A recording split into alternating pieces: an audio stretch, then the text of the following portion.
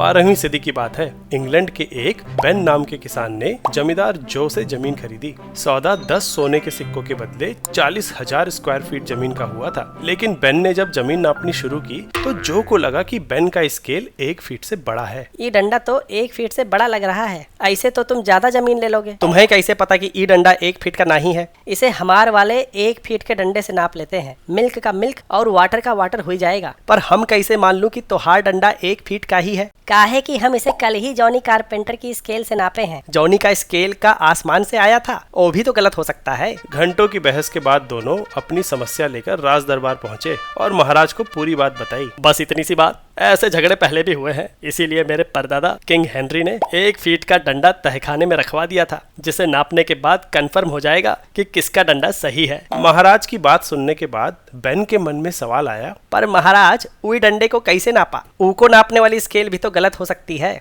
ऐसी गुस्ताखी, बेवकूफ, उसे किसी से नापा नहीं गया था। 1 फीट हमारे परदादा के 1 कदम की लंबाई थी। वो ही इस यूनिट के जन्मदाता है। लाओ तहखाने से असली स्केल। पर जब तहखाने गए तो पता चला कि वहाँ तो डंडा है ही नहीं। चोरी, तहखाने में चोरी हुई है। तो अब हमारी प्रॉब्लम कैसे सॉल्व होगी? ऐसी प्रॉब्लम आगे ना हो, इसलिए वैज्ञानिकों ने यूनिट्स को नापने का स्मार्ट तरीका इजाद किया, नेचुरल कांस्टेंट्स को इस्तेमाल करके। फिजिक्स में 7 फंडामेंटल फिजिकल क्वांटिटीज होती हैं, जिनका इस्तेमाल कर हम बाकी की क्वांटिटीज डिराइव करते हैं। इन फंडामेंटल क्वांटिटीज को डिफाइन करने के लिए नेचुरल कांस्टेंट्स इस्तेमाल होते हैं, क्योंकि किसी फिजिकल ऑब्जेक्ट की तरह ये चोरी नहीं हो सकते और इनकी वैल्यू समय के साथ बदलती नहीं। यूनिवर्स में इन्हें कहीं भी नापो, हर बार फिक्स नंबर मिलता है। जैसे कि टाइम की यूनिट डिफाइन करने के लिए सीजियम एटम को लोअर से हायर एनर्जी स्टेट पे ले जाने वाली माइक्रोवेव की फ्रीक्वेंसी इस्तेमाल करते हैं। इस माइक्रोवेव के इतने ऑक्सीलेशंस काउंट करें तो 1 सेकेंड होगा। सीजियम एटम की एनर्जी स्टेट्स के लिए